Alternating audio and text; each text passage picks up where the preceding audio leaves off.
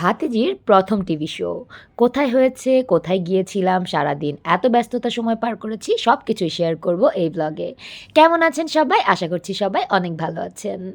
আমি আগে থেকেই জানতাম যে এপ্রিলের ১ তারিখে আমার ভাইয়ের মেয়ে তানিশি ওর ঢাকায় এফডিসিতে একটা নাচের প্রোগ্রাম আছে। এই প্রথমবার সে নাচের কোনো প্রোগ্রামের জন্য ঢাকায় এসেছে। আর এফডিসিতে এর আগে আমি কখনো যাইনি।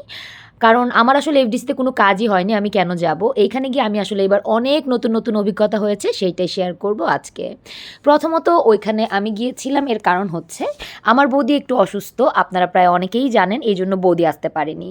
বৌদির কাজগুলো আমার গিয়ে হেল্প করতে হয়েছে তানিশিকে, কারণ এইখানে কোনো ছেলে মানুষ অ্যালাউ না। আমার দাদা এসেছিল, কিন্তু বেশিরভাগ জায়গায় আসলে ছেলেদের অ্যালাউ ছিল না। সব জায়গায় আমাকেই তানিশিকে হেল্প করতে হয়েছে। আর যে জিনিসটা আমার কাছে একটু নেগেটিভ লেগেছে সেটা আগে শেয়ার করি। এখানে বাচ্চাদের থেকে গার্জেনদের বেশি কম্পিটিশন লেগে গিয়েছে। সবাই এত বেশি তাড়াহুড়ো করছিল, মনে হচ্ছিল যে তার বাচ্চারই আগে প্রোগ্রাম। আমি আসলে এখানে যেহেতু একদমই নতুন, তাই আমি আর তানিশি খুব অবাক হয়ে যাচ্ছিলাম যে এরা কাউকে সাজার সুযোগই দিচ্ছিল না। তারপরেও অনেক ঝগড়াঝাঁটি, অনেক হুড়স্থুল করে আমি নিজেই তানিশিকে সাজিয়েছি। বেস্টটা একজনকে দিয়ে করিয়ে বাকি হেয়ার হোক, আই লুক হোক, এগুলো আমি করে দিয়েছি। অপশন ছিল না, কারণ এত বেশি রাশ ছিল, মনে হচ্ছিল এক প্রকার যুদ্ধ লেগে গিয়েছে। যাই হোক, আমার দাদা আমাকে অনেক হেল্প করেছে। ও আমি যখন যেটা বলছিলাম আমাকে এনে দিচ্ছিল।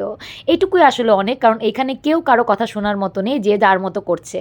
তো ইন্টারেস্টিং পার্ট হচ্ছে স্যারটা খুব ভালো ছিল, তাকে যেভাবে বলেছি সে সেইভাবে অনেকটাই হেল্প করেছে। আমি যেহেতু একদমই নতুন, তাই অনেক কিছু জানতাম না, তাদের কাছ থেকে আমি শুনেছি, জেনেছি। এক প্রকার আমার কিন্তু একটা ভালো এক্সপিরিয়েন্স হয়েছে। দরকার ছিল মাঝে মাঝে নতুন পরিবেশে না গেলে এগুলো আসলে বোঝার উপায় নেই।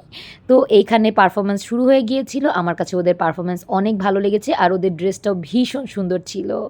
একদম লাইট পানাফুল কালার ছিল ড্রেসটা, ওদের অনেক মানাচ্ছিল। আর সবাই খুব সুন্দর পারফরমেন্স করেছে। আসলে ওদের এত বেশি রিহার্সেল করা হয় যেখানে ভুল হওয়ার কোনো চান্সই থাকে না।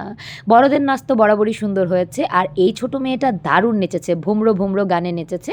আমি গানগুলো অ্যাড করলাম না, কোন গানে কপিরাইট চলে আসবে, তাই আসলে আলাদা করে আর গান শেয়ার করছি না। তানিশির নাচটা আমি আলাদা করে শেয়ার করব আপনাদের সাথে, জাস্ট কিছু ক্লিপ আমি অ্যাড করে দিলাম। তানিশির নাচও বেশ হয়েছে, ও ব্যাপক কনফিডেন্স ছিল। আমার যে জিনিসটা তানিশির খুব ভালো লেগেছে সেটা হচ্ছে ওর মা আসেনি, কিন্তু এ তো ওর একদমই মাথা ব্যথা নেই, ও এত বেশি কনফিডেন্স ছিল, সেটা আমার ভালো লেগেছে। আর আমি ওকে অনেক বেশি সাপোর্ট দেওয়ার চেষ্টা করেছি। তানিশির প্রোগ্রাম শেষ হওয়ার কিছুক্ষণ পরে রুদ্রম এসেছে। আসলে রুদ্রম ওর প্রোগ্রামটা দেখতে চাচ্ছিল, কিন্তু হলো না। যাই হোক, ভিডিওতে দেখিয়েছি।